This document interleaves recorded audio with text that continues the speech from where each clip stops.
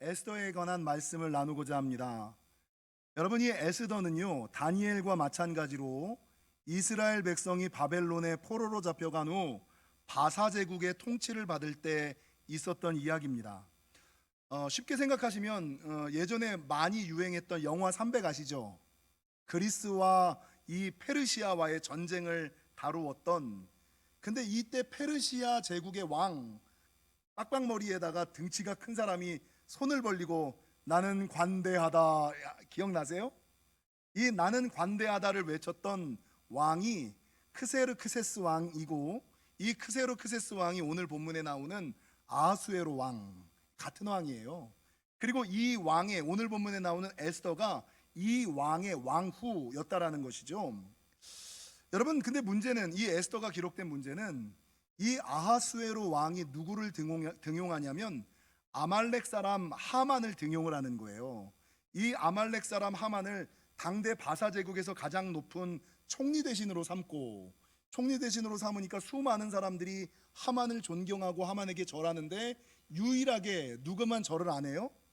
그 옛날 다니엘처럼 우리는 믿는 사람이니까 하나님 외에 다른 신을 섬기면 안 되니까 하만을 존경하고 존중하기는 하지만 경배는 못한다, 신으로 섬기지는 못한다. 그래서 이 모르드게가 자신은 유대인임을 밝히면서 내가 하만을 존경하긴 하지만 내가 유대인이고 하나님을 믿는 사람이기 때문에 절하지는 못한다 라고 이야기를 했어요.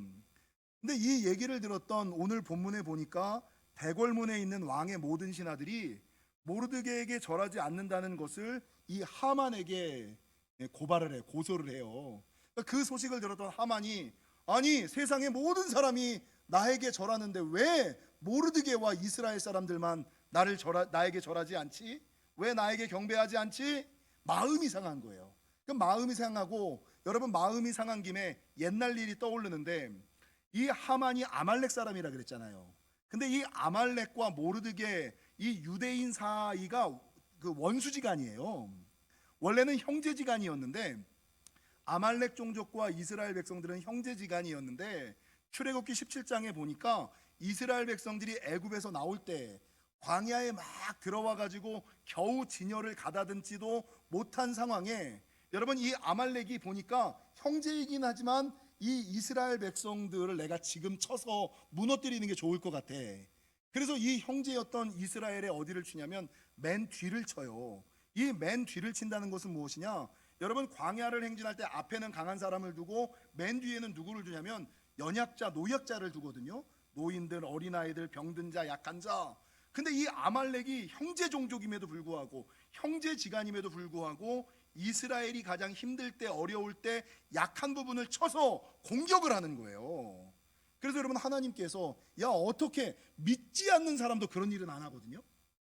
여러분 이 다니엘과 에스더를 보면서 하나님께서 왜 고레스를 사용하시고 왜 하나님께서 아수에로를 사용하실까?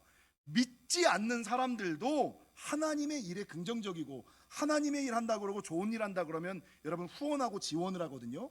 근데 믿음의 사람이 어떻게 형제지간임에도 불구하고 같은 형제가 가장 힘들 때, 가장 어려울 때 벼랑으로 사지로 몰아나올 수 있느냐? 이건 형제야가 없는 거다, 사랑이 없는 거다라고 인정하시고, 하나님께서 이스라엘에게 뭐라 그러냐면 아말렉을 진멸하라.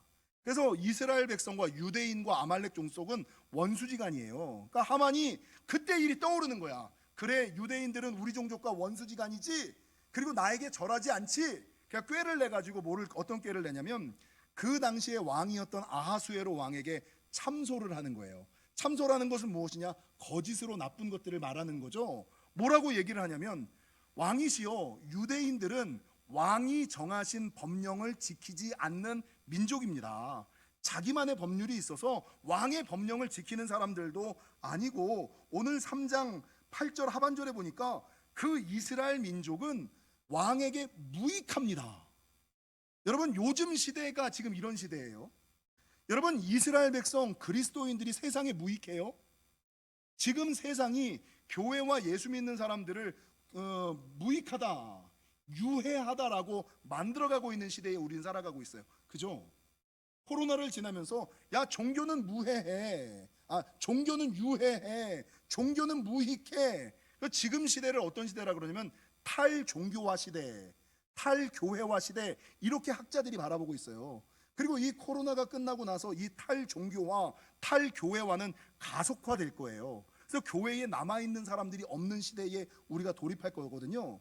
그래서 이 사람들이 말하는 것은 무엇이냐? 신앙과 종교는 유해하고, 사람들에게 유해하고, 세상의 흐름을 따르지 아니하고, 우리에게 아무런 유익을 끼치지 못하는 무익한 존재들이다라고 얘기를 하는 거예요. 근데 지난 주간에 미국의 학자가, 일본의 학자가 글을 하나 썼거든요. 여러분, 탈종교화가 기독교뿐만 아니라 모든 종교들이 다 없어지면 인류의 도덕과 윤리는 땅바닥에 떨어질 것이다. 인문학이 망가질 것이다. 인문학이 망가지고 도덕과 윤리가 땅바닥에 떨어지면 이 나라는, 이 세계는 무정부 사회와 마찬가지로 혼란이, 모든 사람들이 자기의 이익과 자기의 기쁨과 자기의 쾌락을 최우선으로 하며 살아가는 그런 감정적인 사회, 본능적인 시대가 될 것이다, 이렇게 경고하고 있거든요. 근데 이 하만이 그 당대에 이미 이 전략을 쓴 거예요. 믿는 사람들은 세상의 법을 따르지 않는 사람들이고 왕에게 무익한 존재입니다.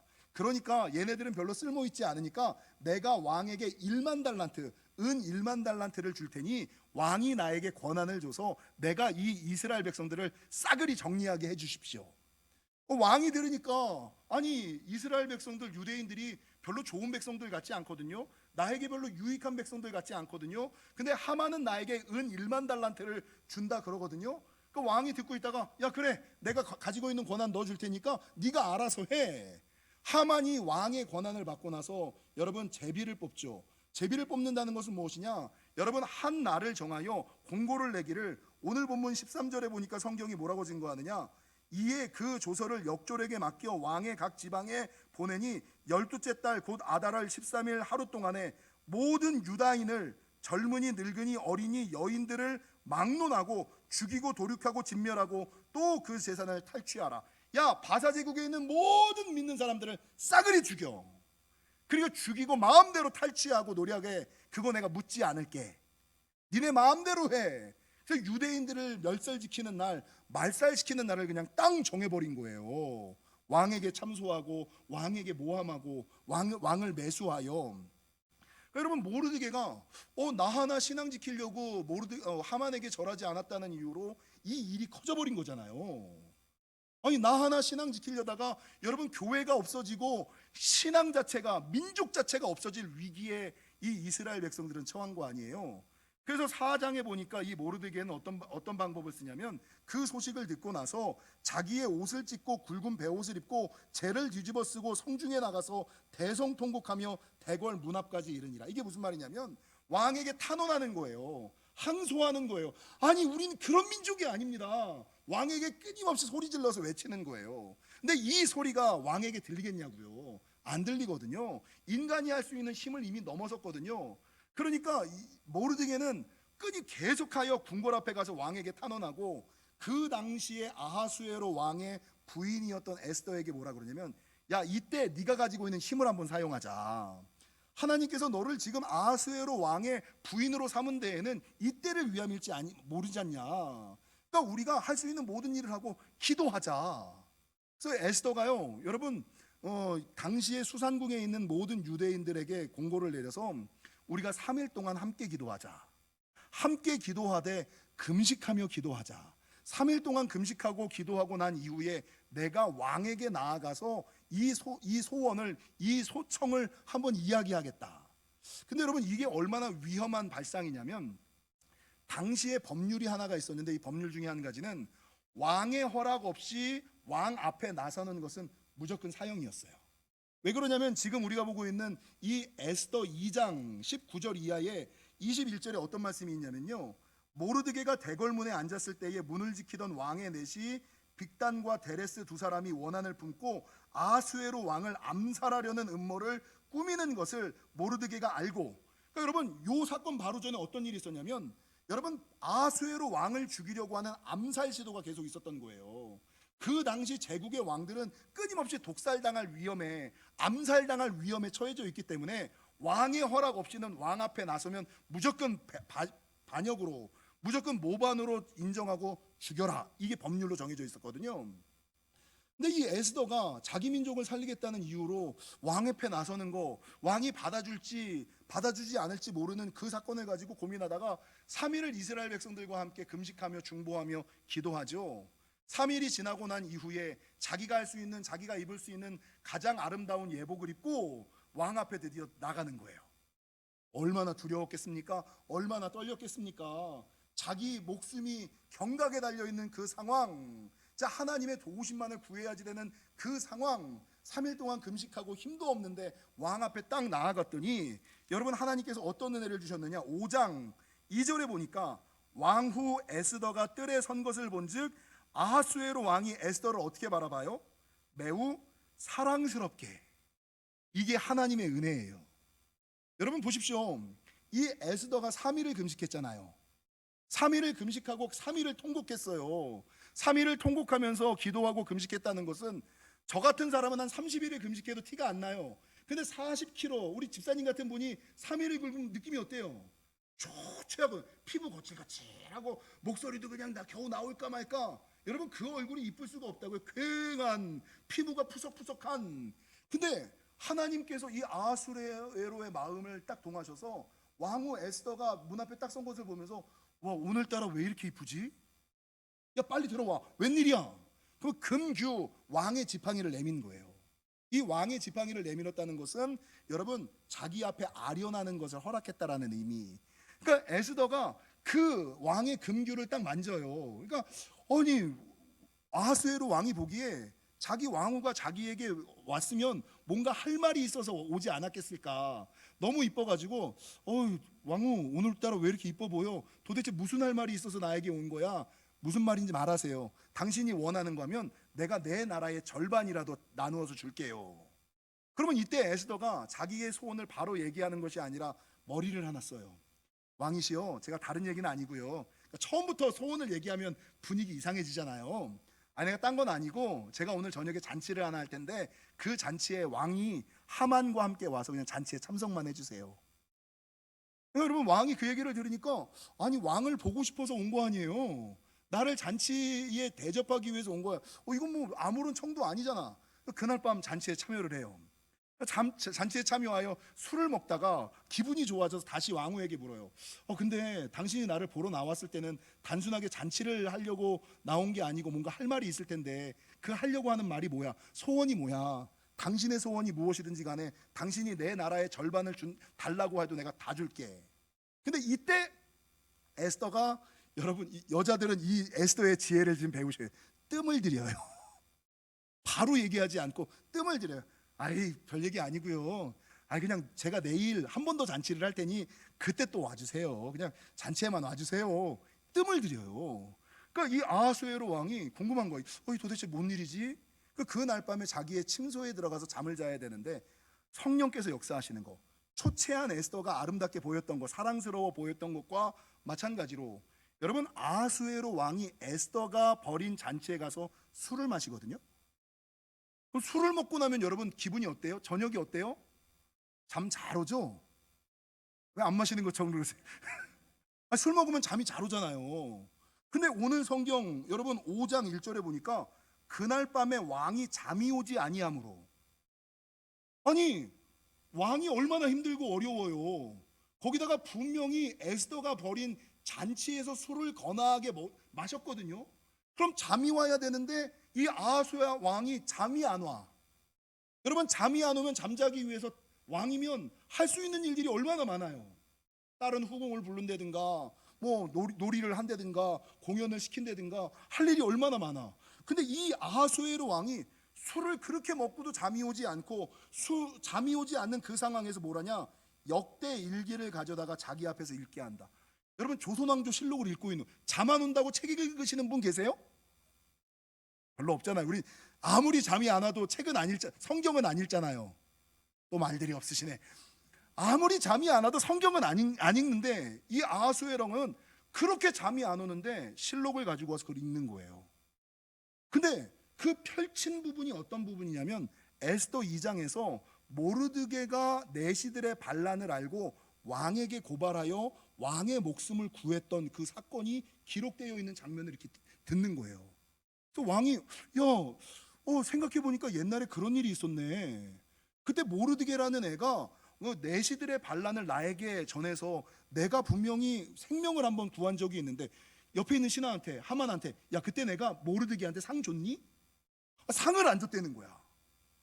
상을 안 줬다는 거야. 그리고 하만한테 묻기를, 야 그러면 그런 사람들에게 내가 어떻게 해주면 좋겠니? 그러니까 하만은 자기한테 상 주는 줄 알고 왕의 옷을 입히시고 왕의 말을 입히셔서 궁을 돌아다니게 하옵소서, 왕 다음으로 높이시옵소서, 그리고 말을 해버린 거예요.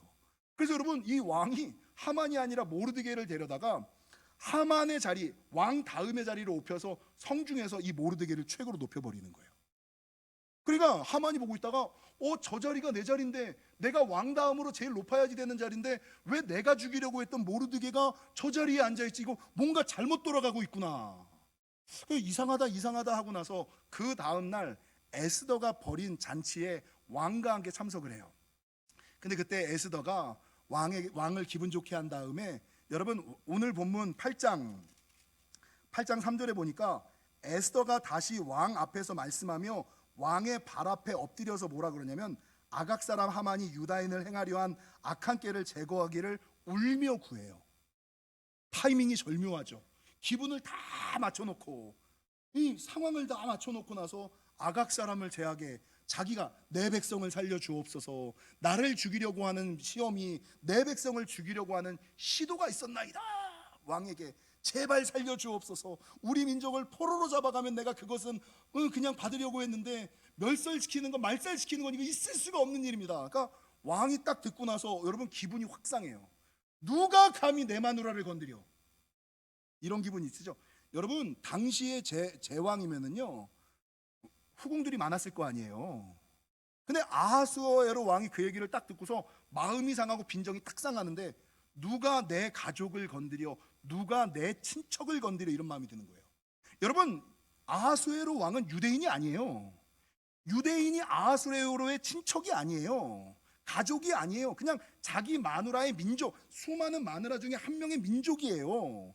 근데 아하수에로 왕의 마음에 자기 부인이 너무나 이뻐 보이니까 누가 내 가족을 건드려, 누가 내 친척들을 건드려, 이 마음이 드는 거예요.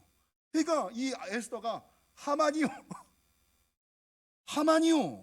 하만이 참소하고 매수하여, 왕을 매수하여 우리를 전부 죽이려고 합니다. 왕이 화가 나는데 이 하만은 그 나라의 최고 높은 총리 대신이잖아요. 죽여야 될지 말아야 될지 이게 긴가민가한 거예요. 그래서 마음을 시키려고 궁을 잠깐 나갔다가 들어와요. 근데 나갔다가 들어오는 사이에 하만이 에스더 때문에 자기가 죽게 생겼잖아요. 그러면 에스더한테 구걸해서 자기 목숨을 살려야 되니까 이 왕후의 치맛자락을 잡는 거야. 근데 이 치맛자락을 잡으면서 살려달라고 하는 타이밍에 왕이 딱 들어오면서 보는데, 이건 왕의 눈에 하만이 에스더에게 간청하는 모습이 아니라 하만이 자기 부인 에스더를 희롱하고 겁탈하는 모습으로 보이는 거예요. 왕의 눈에 그렇게 보이게 만든 거야. 그래서 왕이 당장 죽여라.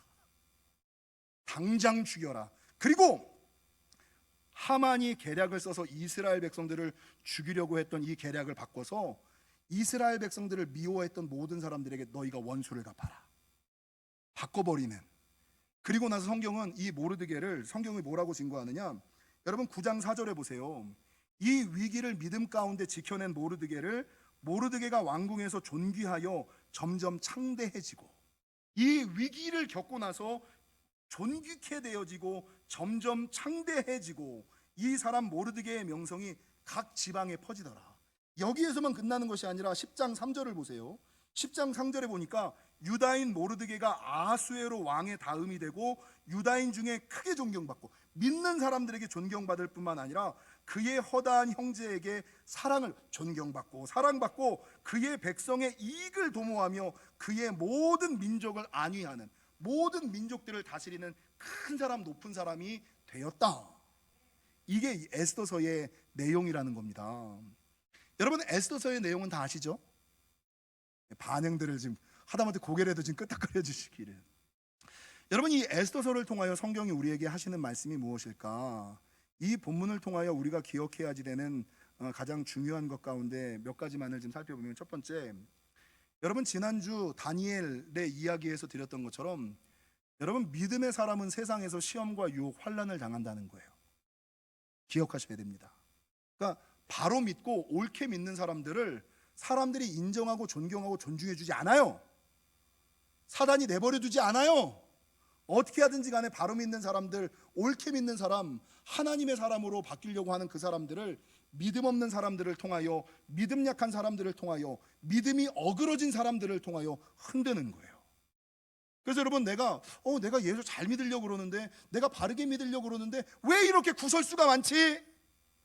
이게 내가 잘 믿고 있다는 증거예요. 할렐루야. 내가 바르게 믿고 있다는 증거예요. 내가 하나님 편에 섰다라는 증거임을 기억하시고, 믿음의 사람들은 세상에서 시험과 환난을 당한다. 이걸 기억하셔야지 돼요. 두 번째, 여러분, 믿음의 사람들이 세상에서 시험과 환난을 당하지만 오늘 성경을 통하여 다니엘서와 에스더가 우리에게 말하는 것은, 그럼에도 불구하고 믿음의 사람들은 끝까지 변하지 말고 믿음 지켜야지 된다. 신앙 지켜야지 된다. 옆 사람이랑 인사하겠습니다. 믿음 지킵시다. 신앙 지킵시다. 여러분, 다니엘과 다니엘의 세 친구, 오늘 본문의 모르드게와 에스더를 보십시오. 세상 사람들이 참소하고, 갈대아 사람들이 참소하고, 고관과 방백들이 참소하고, 하만이 참소하고, 수많은 사람들이 모함해서, 야, 예수 믿을 때 내가 이렇게 수많은 오해와 이런 것들을 받고 내가 이런 수모를 받으면서 살아야지 돼. 신앙을 버리거나 신앙을 떠나는 것이 아니라, 예배의 자리를 떠나거나 기도의 줄을 놓는 것이 아니라, 여러분, 그럼에도 불구하고 세상은 어떠하든지 하나님 더욱 붙들고 믿음 지키고 신앙 지켰던 사람들 아닙니까?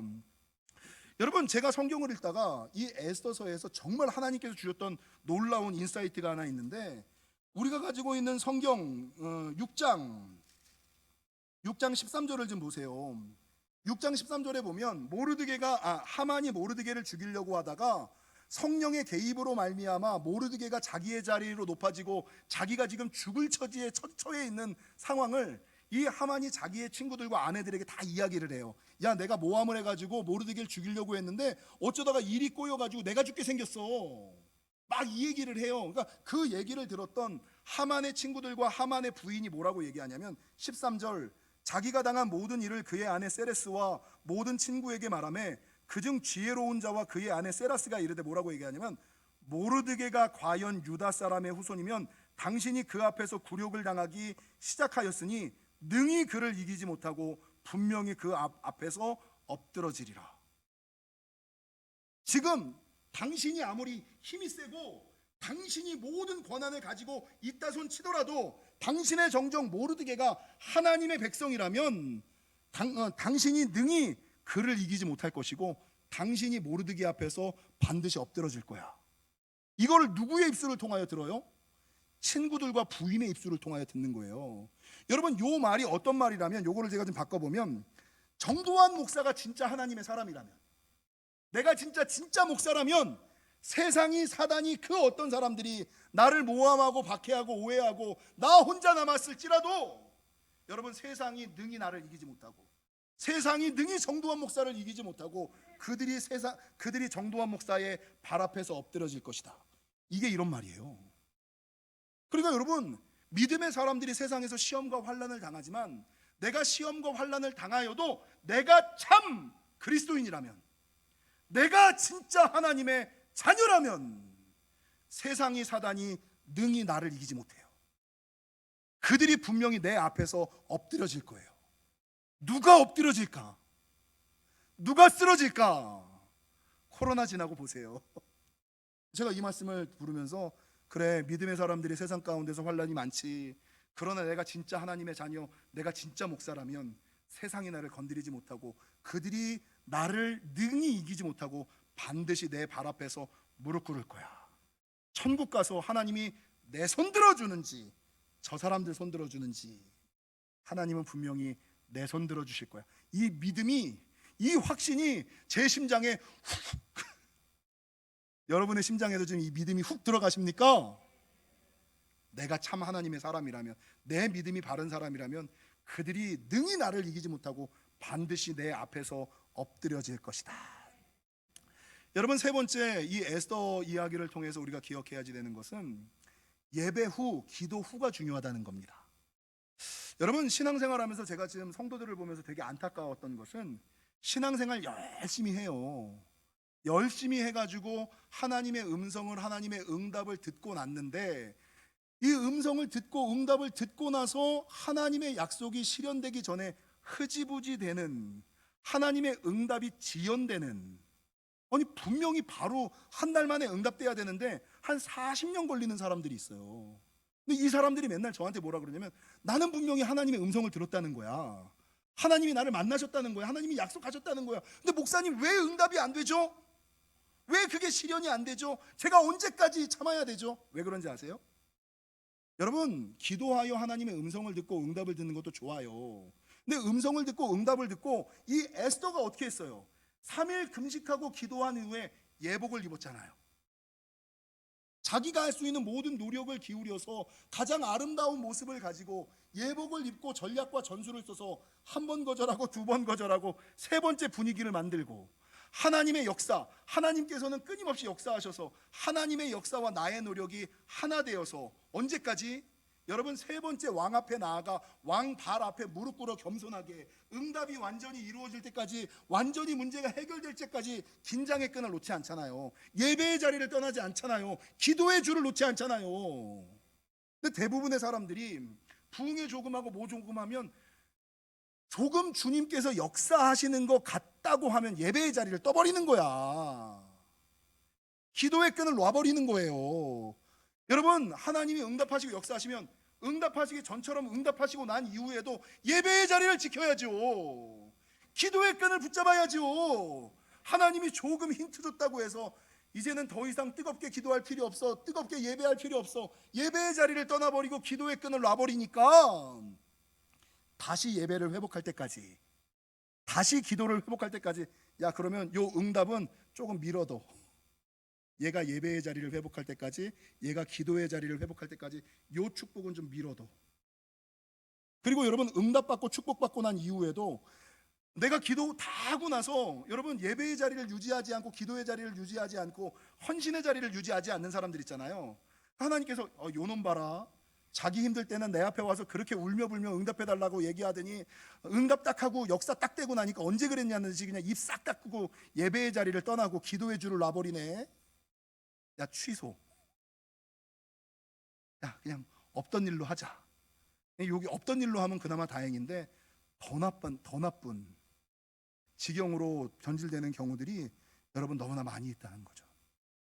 그래서 이 에스더는 자기가 3일을 그렇게 열심히 기도했지만 기도하고 난, 응답받고 난 이후에도 여러분 예배의 자리를 바꾸지 않았어요.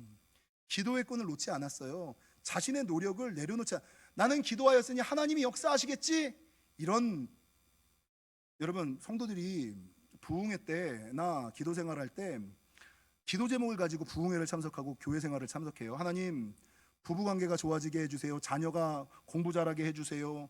건강의 문제가 해결되게 해주세요. 뭐 내 자녀와의 관계가 회복되게 해주세요. 사업의 문이 열리게 해주세요. 열심히 부흥회를 해요. 근데 부흥회 하다 보면 이제 하나님의 음성을 들어요. 근데 부부관계는 좋아지지 않아. 내가 분명히 그렇게 뜨겁게 기도했는데 왜 집에 가면 내 남편이 왜 나를 바라보는 눈빛이 안 변하지? 왜 안 변할까요? 가기 전에 밥을 차려주고 갔어야지. 들어갔을 때 예전에는 내가 차가운 눈과 거친 입술을 가졌다면 은혜 받고 나서는 부드러운 입술과 따뜻한 말이 나가야지. 최소한 내가 은혜 받았으면 무릎 나온 옷은 이제 좀 벗고 에스더가 아름다운 예복 왕후의 옷을 입었던 것처럼 최소한 옷은 좀 갈아입고 남편이랑의 관계가 좋아지기를 바라야지. 여전히 무릎 나온 옷에, 여전히 차가운 눈빛에, 여전히 거친 입에, 여전히 밥 차려주면서 이렇게 먹어. 이러는데 어떻게 좋아져요? 여러분, 우리 아이들의 가장 큰 실수가 뭐예요? 하나님 이번 시험에 100점 맞게 해주세요. 우리 하나님 뭐래요? 공부를 하라고, 기도만 하지 말고. 하나님 건강하게 해주세요. 운동을 하라고, 운동. 하나님 부자 되게 해주세요. 부자 되게 해주세요. 돈 많이 벌게 해주세요라고 이야기하는데 게을러 터져가지고 움직이지도 않고 돌아다니지도 않고 그냥 앉아만 있으면서 복 받게 해주세요. 제가 어제 무슨 글을 읽었는데 세상 사람이 이건 성경도 아니야. 운과 복이 때문에요. 운은 하늘이 내려주는 것이고 복은 내가 노력하여 받는 것이다. 세상 사람이 그러더라고요. 운은 그냥 우연히 받는 거야. 운이 좋았네 이렇게. 복은 누가 받아요? 세상 사람들도 이걸 알더라고. 운은 하늘에서 내려주는 거지만 복은 내가 노력하여 받는 것이다.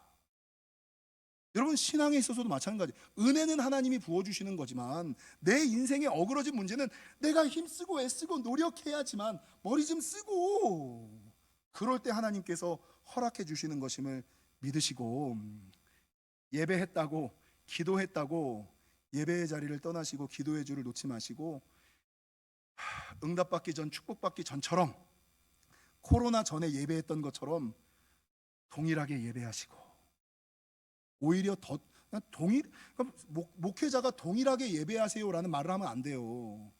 오히려 더 뜨겁게 예배하셔야죠. 이 말에 여러분이 아멘 하셔야지 돼. 근데 목회자가 더 뜨겁게 예배해야지만 되는 이 시기에 동일하게 예배하세요라고 말을 해야 된다는 제 심정이 얼마나 깝깝한지 아십니까? 더 뜨겁게 예배하고 기도해야지 되는 이 타이밍에 하도 그냥 코로나를 무서워하면서 동일하게 예배하지도 않고 동일하게 기도하지도 않는 성도들을 보면서 동일하게 예배하세요, 동일하게 하다못해 그냥 떨어지시면 안 됩니다라고 얘기해야 되는. 그래서 여러분, 예배 후에 기도 후에 응답 후에 조심하시고 끝까지 응답받을 때까지 영적으로 긴장하시는 저와 여러분이 되시기를 주님의 이름으로 간절히 축원합니다. 여러분, 제가 이제 이 에스더서를 읽으면서 지금까지 했던 설교는 뭐 다 아시는 설교잖아요. 근데 요번에 에스더를 묵상하면서 제 마음에 또 들어온 게 한 가지가 있어요. 오늘 본문 3장 2절과 3절과 4절을 보세요. 에스더 이야기를 들으면서 우리는 악역이 누구냐면 하만이라고 생각했어요. 그죠? 나쁜 놈은 무조건 하만, 좋은 사람은 모르드게, 에스더, 하만이 제일 나쁜 놈. 근데 제가 이번에 성경을 읽다가 하만보다 더 못된 놈을 발견했어요. 그게 누구냐면 3장 2절, 대궐문에 있는 왕의 모든 신하들이 다 왕의 명령대로 하만에게 꿇어 절하되 모르드게는 꿇지도 아니하고 절하지도 아니하니 대궐문에 있는 왕의 신하들이 모르드게에게 이르되 너는 어찌하여 왕의 명령을 거역하느냐 하고 날마다 권하되. 그러니까 자기는 모르드게에게 절하는, 너는 왜 절하지 않냐는 거예요. 비교하는 거죠. 그래서 야, 너는 왜 절하지? 날마다 묻는 거야. 그러니까 모르드게가 뭐라 그러냐면 4절에 그들이 4절에 보니까 4절, 날마다 모르드게가 듣지 하고 자기는 유다인임을 알렸더니, 그러니까 모르드게는 설명한 거예요. 너 왜 하만에게 절 안 해? 그러니까 모르드게가 설명한 거예요. 내가 하만을 존경하고 존중하고 그가 말하는 거를 다 순종하는데 난 그리스도인이야. 그래서 내가 존경하고 존중하고 순종하지만 그것만은 따를 수가 없어. 다 설명하고 이해시킨 거예요. 근데 지금 우리가 코로나 때 말하는 게 똑같아요. 근데 이 대궐문에 있는 왕의 모든 신하들이 이 얘기를 이해하지 않아요. 그리고 어떻게 반응하느냐? 4절, 그들이 모르드게의 일이 어찌 되나 보고자 하여 누구에게 전했어요? 그러니까 하만은 이거 잘 모르고 있어요. 모르드게가 나한테 절을 하는지 절을 하지 않는지 잘 몰랐어. 누가 전한 거예요? 대궐문에 있는 왕의 모든 신하들. 이 문제를 누가 만든 거예요? 하만이 만들었어요? 물론 하만이 그 소식을 듣고 왕에게 참소하여 만든 것도 있지만 그 전에 문제의 발달은 누구예요? 하만보다 더 나쁜 대궐문에 있는 왕의 신하들이잖아요. 대궐문에 있는 왕의 신하들. 여러분, 성경에 보면 성령의 역사와 사단의 역사가 있어요. 성령의 역사는 어떤 역사? 성령님을 우리가 보혜사라 그러죠. 보혜사는 어떤 뜻이 있냐면 보호하고 변호하는. 그러니까 만약에 둘의 관계가 안 좋아. 어느 날 이게 충만이를 또 충만이네. 이게 눈이 이렇게 쳐다본 거야. 째려본 거야. 그러니까 충만이가 저 집사님 왜 나를 째려보지? 그러니까 옆에 있던 집사님이 우리 한나 선생님이 눈이 안 좋아서 그래. 야, 째려본 거 아니야. 눈이 안 좋아서 자세히 보려고 초점을 맞춘 거지. 째려본 거 아니야. 그 집사님 그럴 사람 아니야. 이게 변호하고 보호하는 거잖아요. 근데 옆에 있던 나쁜 집사 그 집사는 뭐라 그래? 집사님 봤어? 그 집사님 째려보는 거 봤어? 그 집사가 평상시에 그랬어. 이참에 버릇을 잡아야 돼. 집사님 가만두지 마. 여러분, 성령님께서는 보호하고 변호하는 사역, 이해시키고 용서시키는 사역을 하는데 사단의 사역은 없는 것도 만들어서 참소하는 일, 이게 사단의 역사예요. 여러분, 오늘 하만이 가만히 있었는데 이걸 누가 전했느냐? 궁궐문에 있는 왕의 신하들, 전하는 자들, 이놈들이 나쁜 놈들이에요. 여러분, 교회 안에서도 어떤 문제가 있을 때 어떤 사람들이 제일 나쁘냐면 부추기는 사람들. 집사님 봤어? 집사님 알아? 전하는 사람들, 부추기는 사람들. 집사님 가만 놔두면 안 돼. 들쑤시는 사람들, 불을 지피는 사람들. 이 사람들이 앞서 믿음의 사람을 흔드는 믿음 없는 사람, 믿음 약한 사람, 믿음이 어그러진 사람, 사단의 도구로 사용되는 사람이에요. 이번에 에스더를 읽으면서 제 마음에 가장 와닿는, 아, 하만보다 더 나쁜 놈이 있구나. 전하는 자, 들쑤시는 자, 부추기는 자, 불을 지피는 자. 아, 이 사람들이 이게 사단의 도구로 사로잡힌 사람들이구나. 제 말씀을 묵상하면서 하나님, 우리 주변에 이런 사람, 만약에 혹시나 행여나 여러분 주변에 그런 사람들이 있다면 옆 사람에 인사하겠습니다. 놀지 맙시다. 여러분 같이 망합니다. 그래서 여러분, 실제적으로 하만이 이스라엘 백성들을 죽이려고 했는데 맨 마지막 날 이스라엘 백성들이 유대인들을 미워했던 사람들을 7만 5천 명을 죽이거든요. 근데 이때 7만 5천 명이 아말렉 사람들만이 아니에요. 저는 이 사람이었을 거라고 생각해요. 유대인을 미워했던 사람들, 옆에서 부추겼던 사람들, 들쑤셨던 사람들, 자기는 아무 피해 없으니까 어떻게 되나 보자 쌈붙이는 사람들, 이 사람들이 죽임당하지 않았을까라는 생각을 한다는 거죠. 말하는 것은 여러분, 오늘 본문에 보면 에스더가 기도하고 모르드게가 기도할 때 사단의 역사와 성령의 역사가 이렇게 쭉 이어가요. 사단은 계속 전하고 들쑤시고 불쑤시게 하고 막 이러거든요. 성령님께서는 사랑스럽게 보이게 하시고 기대하게 만드시고 뭐 이런 것들, 친척이라고 느끼게 하시고 가족으로 느끼게 하시고. 말하는 것은 여러분, 사단의 역사에 동참하지 마시고 성령의 역사에 함께 하시는 저와 여러분이 되시기를 주님의 이름으로 간절히 축원합니다. 마지막, 오늘 본문은 역전의 은혜를 이야기하거든요. 뒤바뀌는 거잖아요. 나를 죽이려고 내가 감당되지 않았던 그 자리에 내가 올라가는 역전의 은혜, 원수 갚는 은혜. 역전의 은혜는 어떻게 얻을까? 언제 하나님께서 슬픔을 변하여 기쁨이 되게 하시고 애통하는 날을 바꾸어서 기쁜 날이 되게 하실까? 길한 날이 되게 하실까? 역전의 은혜가 있으시기를 축원합니다. 불임의 은혜가 있으시기를 축원합니다. 하나님께서는 저한테 그런 은혜를 정말 많이 주셨어요. 저는 인생 끝까지 살아봐야 된다고 생각하는 사람. 언제든지 하나님께서 바꾸셔. 저는요, 세상 사람들이 별로 무섭지가 않아요. 하나님의 역사를 아니까. 아무리 제가 모함을 받고, 저는 저주를 엄청 많이 받았거든요. 저주받고 오해받고 모함받고 전혀 두렵지 않아요. 전혀. 마지막에 가서 보자. 이 역전의 은혜는 어떤 사람에게 있느냐? 에스더처럼 하나님께 나아간 사람에게. 여러분, 저는 이 에스더가 아수에로 왕에 나아갈 때 그 모습이 머리에 떠올라요.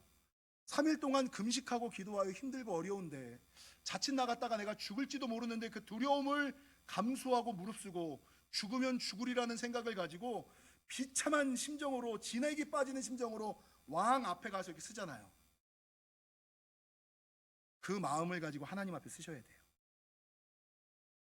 그 마음을 가지고 하나님께로 나아가셔야지 돼요. 그럼 우리 하나님이 어떻게 하실까요? 너 왜 왔어? 아니요. 우리 아하수에로 왕이 사랑스러운 눈으로 보면 웬일이야? 금규를 내밀고 네 소원이 뭐야? 너 나에게 원하는 게 뭐야? 내 나라의 절반이라도 내가 너한테 줄게. 우리 하나님이 이 아하수에로 왕의 모습이고요, 성도의 기도가 이 에스더의 모습처럼 나아가야 된다는 거예요. 역전의 은혜는 하나님께 나아가는 자, 기도로 나아가는 자에게 주시는 하나님의 놀라운 역사다. 이사야서 55장 1절에 3절, 오호라 너희 목마른 자들아 물로 나아오라, 돈 없는 자도 오라, 너희는 와서 사 먹되 돈 없이 값없이 와서 포도주와 젖을 사라. 너희가 어찌하여 양식이 아닌 것을 위하여 은을 달아주며 배부르게 하지 못할 것을 위하여 수고하느냐? 내게 듣고 들을지. 제발 좀 딴 데 가지 마세요. 내게 듣고 들을지어다. 그리하면 너희가 좋은 것을 먹을 것이며 너희 자신들이 기름진 것으로 즐거움을 얻으리라. 너는 귀를 기울이고 내게 나와 들으라. 그리하면 너희의 영혼이 살리라. 여러분, 다니엘처럼, 에스더처럼, 모르드게처럼 믿음 지키고 신앙 지키다가 시험과 환난과 어려움 당한 분 계십니까? 오늘 에스더 6장 그가 참 하나님의 백성이면 반드시 그를 이기지 못할 것이고 능히 너를 이기지 못할 것이고 반드시 내 원수가 내 발 앞에 무릎 꿇을 것이다 라는 말씀을 기억하시고, 여러분 믿음 지키고 신앙 지키고 예배의 자리 떠나지 말고 기도의 끈 놓지 않으시며 다니엘의 은혜와 모르드게의 축복을 받으시는, 오히려 더욱 높아지고 영원히 형통케 되어지는 역사가 있으시기를 주님의 이름으로 간절히 축원합니다.